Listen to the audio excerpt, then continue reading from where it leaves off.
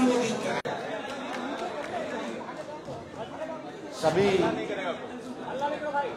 राष्ट्रीय जनता दल और VIP party के सभी नेतागण और हमारे बड़े भाई मुकेश साहनी जी और सभी प्रिंट, इलेक्ट्रॉनिक और पोर्टल मीडिया के हमारे साथीगण, आप जो देख रहे हैं, जो तस्वीर कैद कर रहे हैं, वो बिहार की राजनीति पे एक महत्वपूर्ण चित्र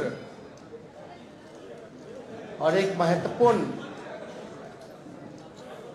राजनीतिक तौर पर काफी मजबूत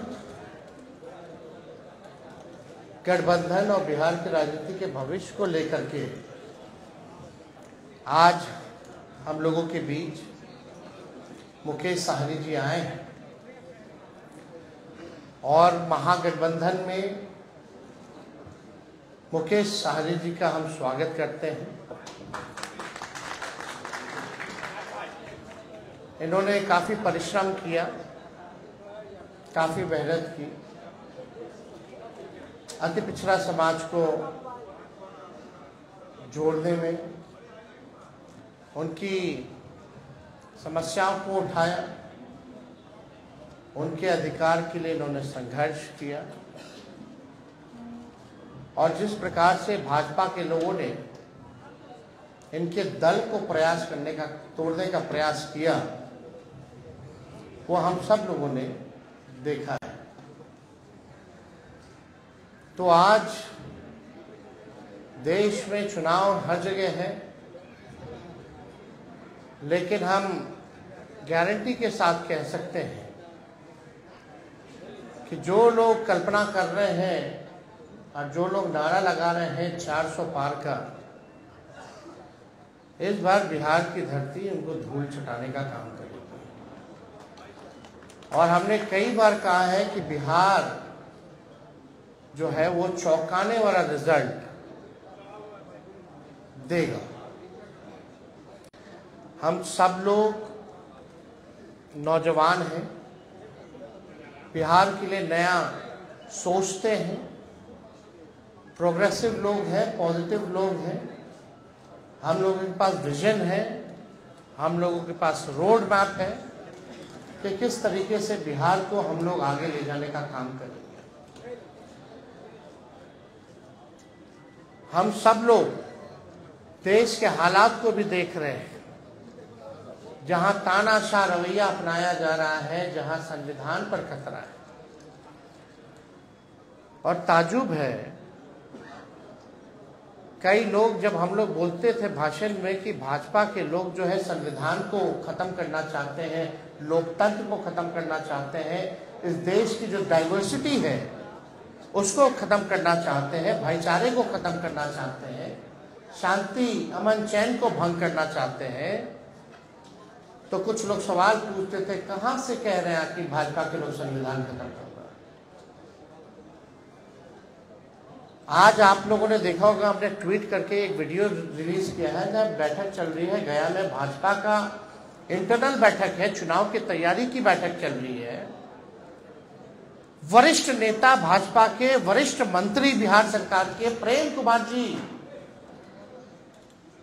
साथ बैठे हैं और उनके सामने एक भाजपा का वरिष्ठ नेता कहता है कि हमको प्रचंड बहुमत चाहिए, 400 पार कराइए और हम लोग संविधान को खत्म कर देंगे।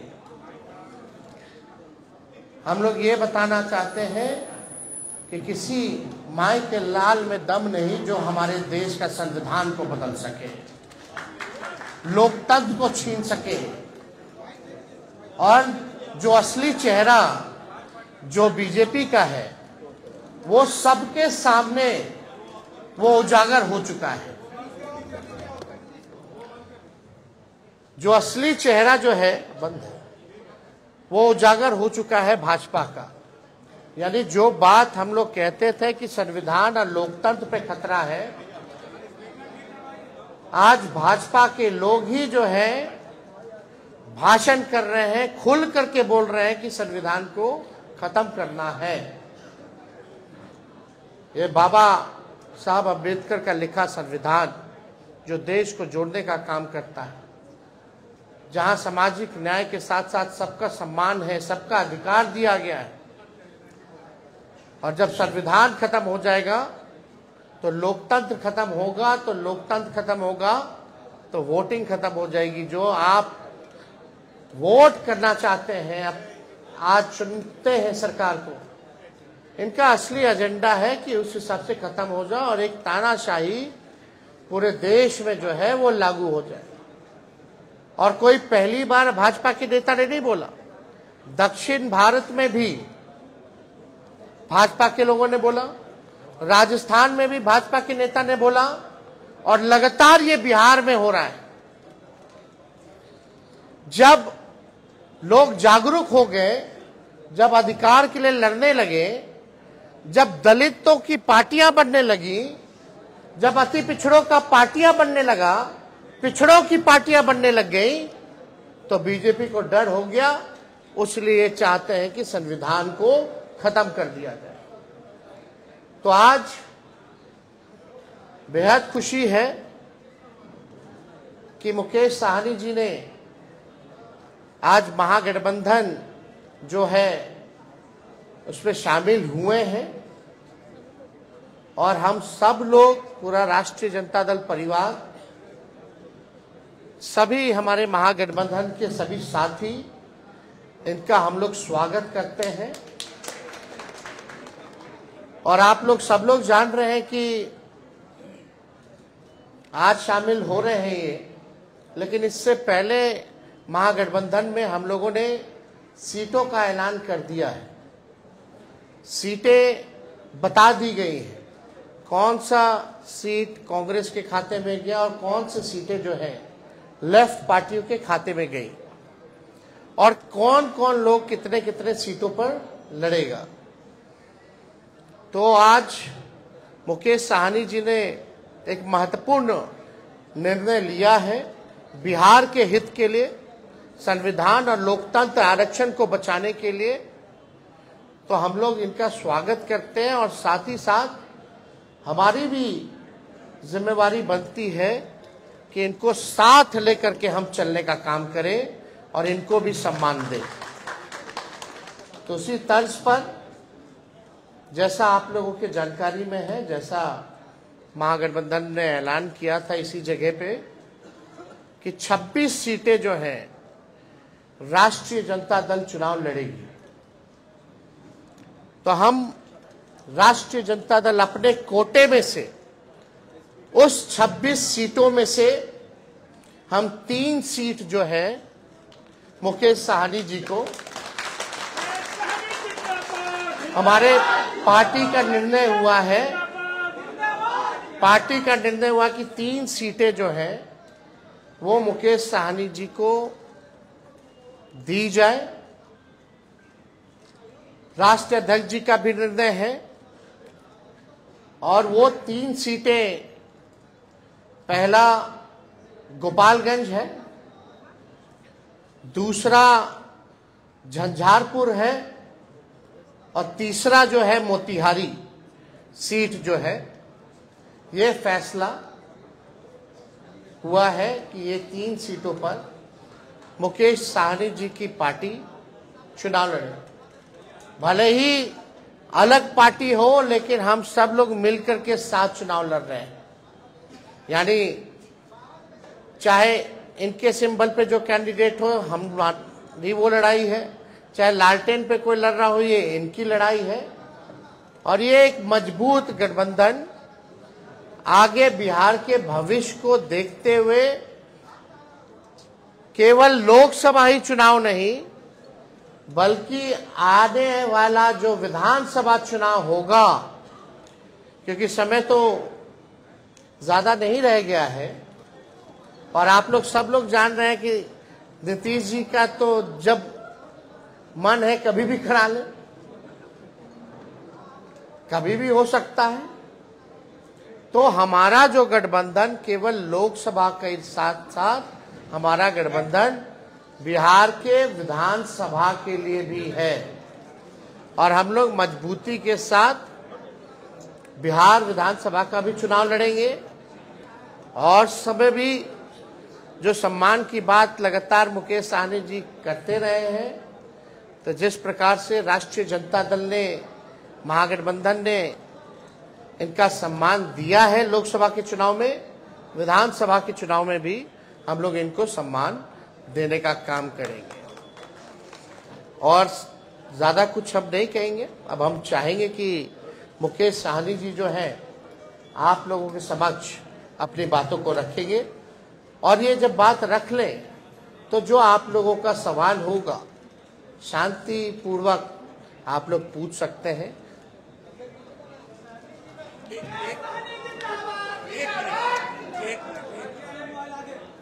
बहुत बहुत धन्यवाद। आज हमारे प्रेस कॉन्फ्रेंस में राष्ट्रीय जनता दल के सभी नेतागण, हमारे वीआईपी पार्टी के सभी वरिष्ठ नेतागण, नेता प्रतिपक्ष हमारे श्री तेजस्वी प्रसाद यादव जी और तमाम हमारे मीडिया के बंधु, आप सभी को बहुत बहुत धन्यवाद। आज हम लोग महागठबंधन, इंडिया गठबंधन के पार्ट हम लोग बने हैं और निर्णय यही है कि आगे लड़ाई लड़ना है। हम लोग हमेशा लालू प्रसाद यादव जी के विचारधारा को मानने वाले लोग हैं। गरीब पिछड़े समाज में जन्म लिए हैं। संघर्ष के बदौलत आज हम लोगों ने अपने मुकाम को हासिल किया है। और जब मैं मुड़ के देखता हूं तो हजारों समस्या हमारे परिवार में, हमारे लोगों के बीच में है। उस समस्या को दूर करने के लिए बॉम्बे के ऐशो आराम जिंदगी को छोड़कर मैं बिहार आया, अपने लोगों के लिए लड़ाई लड़ने लगा, आंदोलन किया। आंदोलन से हमने एक पॉलिटिकल पार्टी बनाया और आपने देखा कि किस तरीके से हमने संघर्ष करने वाले लोग,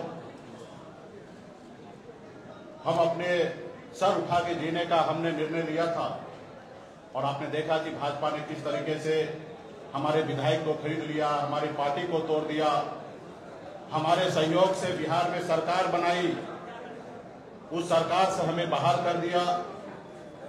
और अब पिछले 2 सालों से संघर्ष में कर रहा हूं, गांव-गांव में घूमकर अपने लोगों को जागरूक कर रहा हूं कि अपने अधिकार के लिए लड़ाई लड़िए। हमारी लड़ाई है कि जब देश एक है, संविधान एक है, देश के प्रधानमंत्री एक है, तो हमारे साथ अन्याय क्यों? जब बंगाल में निषाद समाज के सभी उपजाति, चाहे बिंद हो, बेलदार हो, नुनिया हो, मलाह हो, चाहे हो तियर हो, बनपर हो, गोरी हो, तमाम निषाद के सभी उपजाति को आरक्षण एससी का मिल रहा है। आप दिल्ली चले जाइए, वहां पे निषाद समाज के सभी उपजाति को आरक्षण मिल रहा है और बिहार या उत्तर प्रदेश, झारखंड में नहीं मिल रहा है। कई बार भारतीय जनता पार्टी के शीर्ष नेतृत्व ने कई बार उन्होंने वादा किया कि हमारी सरकार बनेगी, हमारे साथ दीजिए, हम आपको आरक्षण देंगे। और कई बार हम लोगों ने उनको मदद किया, लेकिन जब उनकी मजबूरी होता है तो हर तरह की बातें करते हैं और जब उनकी समस्या दूर हो जाता है तो भूल जाते हैं कि मल्ला का बेटा का भी कोई समस्या है, उसको दूर करेंगे। इसलिए हम लोग लड़ाई लड़ रहे हैं। पूरे यूपी, बिहार, झारखंड में अपने लोगों को जागरूक किए। हर लोगों ने हाथ में गंगा जल लेकर संकल्प लिया कि हम अपने आने वाला पीढ़ी के लिए, अपने बच्चे के भविष्य के लिए संघर्ष करेंगे। जैसे हमारे पूर्वज ने कभी इस देश को आजादी दिलाने के लिए संघर्ष किया, उसी तरीके से संघर्ष करेंगे। और आज हम भी उसी रास्ते पे चल रहे हैं। हमने बिहार में तमाम, हमारे कर्पूरी ठाकुर जी हो, हमारे लालू प्रसाद यादव जी हो, स्वर्गीय श्री पासवान जी हो, हमने सबको देखा। अपने लोगों के लिए, अपने हक अधिकार के लिए उन्होंने संघर्ष किया। और मैं भी वही रास्ते पे चलने के लिए आज हम इंडिया गठबंधन में आए हैं। और निश्चित तौर पे 2024 का जो चुनाव होगा उसमें आप सभी को और देश के सभी लोगों को ने बिहार का जो रिजल्ट आएगा उसमें चौंकाने वाला रिजल्ट होगा। और मजबूती से हम लोग लड़ेंगे। 40 के 40 लोकसभा सीट पर हम लोग काम करेंगे और 40 के 40 जीतने का हम लोग काम करेंगे, ताकि देश में जो आज खास करके मोदी जी ने हर साल में 2 करोड़ लोगों को रोजगार देने का जो निर्णय लिया था, आज कहीं ना कहीं 2 लाख भी नौकरी उन्होंने देने का काम नहीं किया। आज हमारे लोग पढ़ लिख कर घूम रहे हैं, उनको नौकरी नहीं मिल रहा है। और खास करके ये कौन लोग हैं? ये SC, ST, OBC के लोग, अति पिछड़ा समाज के लोग हैं। आज हमारे बच्चे बीमार पड़ते हैं तो उसके घर में परिवार के पास पैसा नहीं होता है तो उसको सही हॉस्पिटल में जाके इलाज कराए। आज हमारे लोग इलाज के अभाव में बच्चे को दम तोड़ते हुए देख लेता है और उसके बच्चे के लिए कुछ नहीं कर पाता है। आज यही सोच समझ को लेकर अपने समाज के हक अधिकार के लिए लड़ाई लड़ने के लिए बिहार हमारा आगे बढ़े, बिहार के लोग आगे बढ़े, और इसके लिए हम लोग आज गठबंधन में आए हैं। और निश्चित तौर पे 2000 अगला जो चुनाव होगा, चुनाव कब होगा ये तो नहीं पता, अगर समय से हुआ तो 2025 में होगा, लेकिन मुझे लगता है कि 2024 चुनाव खत्म होते हुए ही बिहार में सरकार में परिवर्तन होगा और हम लोग उसके लिए भी तैयार हैं और अगली सरकार हम लोग बनाएंगे। इसलिए साथियों, मजबूती से हम लोग हक अधिकार के लिए लड़ाई लड़ रहे हैं। इंडिया गठबंधन, महागठबंधन के परिवार को मैं धन्यवाद देता हूं कि आपने इससे पहले भी जब हमने पार्टी बनाया तब आपने तभी भी आपने हमें साथ दिया। उस समय में हमने 3 लोकसभा सीट पे चुनाव लड़ा और आज भी आपने हमें साथ दिया। अपने गठबंधन में आपने जगह दिया। 3 लोकसभा सीट पर VIP पार्टी लड़ेंगे और 3 ही नहीं 40 सीट हम मानते हैं कि हम लोग मजबूती से लड़ेंगे। तो तमाम हमारे महागठबंधन, इंडिया गठबंधन के तमाम साथी को धन्यवाद देता हूं कि इस गठबंधन में हम लोग आए और आगे सामाजिक न्याय के लिए लड़ाई हम लोग लड़ते रहेंगे। एक सेकंड, एक सबके सवाल लूंगा, एक करके बताइए। आप बताइए। आप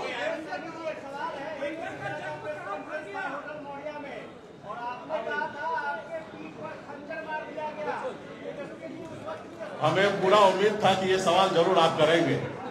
देखिए, 2 भाई में आपस में नोक-झोंक होता है और हम लोगों को उस समय में जो हुआ वो मेरे लिए भी अच्छा नहीं था, ना ही हमारे छोटे भाई तेजस्वी जी के लिए भी अच्छा था, और उससे हमें भी नुकसान हुआ और महागठबंधन का भी नुकसान हुआ था। खैर, वो बात हो चुका है, बीत गया है। उस समय में तो सिर्फ हमारा नंबर नहीं घोषणा हुआ, इसके लिए हमने थोड़ा सा कह सकते कि क्रोध प्रकट हमने कर दिया था। लेकिन आप कल्पना कीजिए, जिन्होंने हमारे सीने में खंजर भोंका, जिन्होंने हमारे विधायक को ले लिया, हमें सरकार से बाहर कर दिया, जो सरकार हमने बनाया था, वो अब जरूरी है कि उसको जवाब देने का, उनसे बदला लेने का। और आने वाला समय में जब 2 भाई है, घर है, परिवार है, तो छोटा मोटा नोक-झोंक हुआ, उसको हम लोग अभी आने वाले समय में उसको दूर करेंगे। एक मिनट, ऐसे कोई सवाल नहीं होगा ना भूपेंद्र जी? भूपेंद्र जी, भूपेंद्र जी, नहीं होगा तेजस्वी यादव से, अब एक साथ आप रहेंगे? निश्चित तौर पे एक साथ रहेंगे। हम वो नीतीश जी के जैसे नहीं कहेंगे कि मिट्टी में मिल जाएंगे और फिर कहीं नहीं जाएंगे। हम साथ हैं, हमेशा साथ रहेंगे और आगे वो समय आएगा, आप लोगों को जानकारी दे दिया जाएगा। पार्टी फोरम पे इस पे चर्चा होगा, कौन सा सीट पर किसको लड़ाना है, कौन पार्टी के पदाधिकारी लड़ेंगे। और हम लोग पिछड़ा समाज के लोग हैं, निश्चित तौर पे हम लोग चुनाव मैदान में हम 40 से 40 सीट जीतने के लिए आए हैं और मजबूती से हम लोग लड़ाई लड़ेंगे। अति पिछड़ों को सम्मानजनक सीट देंगे। लाई आराम से। निश्चित तौर पे हम वही काम पे रहे। हमने पिछले बार भी आपने देखा होगा, हमने कहा एक सीट लेकर जहर खा लेंगे लेकिन उस गठबंधन में नहीं जाएंगे।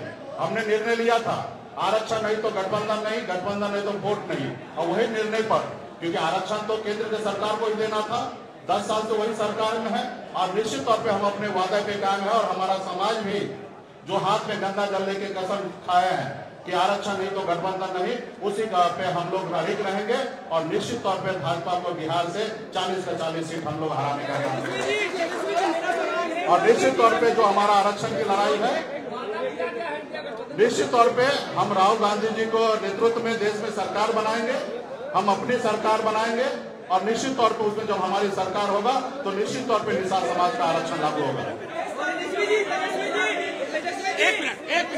एक मिनट इधर, ये सारे सवाल एक तरफ सुनिए ना, इधर लेने दीजिए। हाँ इधर मोदी जी कल जमुई में आए हुए थे, उन्होंने कहा कि अब लैट्रिन का जमाना नहीं है, एलईडी का जमाना आ गया है। एक बात उनको भी समझना चाहिए, लालटेन का काम क्या है? अंधेरे में उजाला करना है ना। और कई पार्टी के अलग अलग सिंबल हैं, तीर भी है, तो तीर क्यों रखे हो भाई? मिसाइल कर लो। अब फूल तो फूले बना रहे हैं लोगों को, जो फूल है वो तो सबको फूल बना रहा है, देश की जनता को, तो उसका क्या उपयोग है? तो एलईडी का जमाना है, इसका जमाना है, लेकिन जरा मोदी जी अपने बगल में अपने साथी माननीय मुख्यमंत्री जी से पूछ लेते हैं कि दुनिया खत्म हो जाएगी, काहेला बोलते हैं? वो किस बात पे बोलते हैं? क्योंकि जमाना हाईटेक हो गया है, उसी बात पे ना मुख्यमंत्री जी कहते हैं फोन ऑन मत चालू करो, फोन पे रहता है सब लोग, अब थोड़ा दिन में दुनिया खत्म हो जाएगा। तो सबसे पहले जो उनके साथी हैं उनको ना समझाना चाहिए उनको। तो ये सब बेकार की बातें। असल बात क्या थी? कल जमुई में प्रधानमंत्री जी ने शुरुआत की, कल हमने ट्वीट किया परिवारवाद को लेकर के, लेकिन कल प्रधानमंत्री जी ने एक शब्द भी परिवारवाद के खिलाफ नहीं बोला। और पहला चरण में जहां भी चुनाव हो रहा है, एनडीए अलायंस ने सभी परिवार वालों को ही टिकट दिया है। तो प्रधानमंत्री जी कुछ भी कहते हैं, भाजपा का लोग, हम बोलते हैं ना कि गोबर दे करके बोलेगा कि लो खाओ, हलवा है, समझे? तो प्रधानमंत्री जी की बात उन पे रही, लेकिन आपको अमित शाह जी से भी पूछना चाहिए। और हम पूछना चाहते हैं कि भैया अभी ये बता दीजिए जनता को कि प्रधानमंत्री जी वाला कौन कौन सा जुमला है, फिर बाद में मत बोलिएगा अरे चुनावी समय में तो जुमले बोले जाते हैं। लेकिन वो लोग जुमला बोलता है और हम लोग जो कहते हैं वो करके दिखाते हैं। हम लोग 17 महीने आए तो 5 लाख सरकारी नौकरी हम लोगों ने दिया। कल मुख्यमंत्री जी भी कह रहे थे, नौकरी का जिक्र कर रहे थे। बताओ, जो मुख्यमंत्री 2020 में कहता था कहां से पैसा लाएगा, असंभव है। आज उनको भी हम नौकरी की बात करवा रहे हैं कि नहीं करवा रहे? उनके हाथ से दिलवाए कि नहीं दिलवाए नियुक्ति पत्र? तो ये परिवर्तन है। यही फर्क भाजपा और महागठबंधन में है। हम लोग जो कहते हैं वो करते हैं।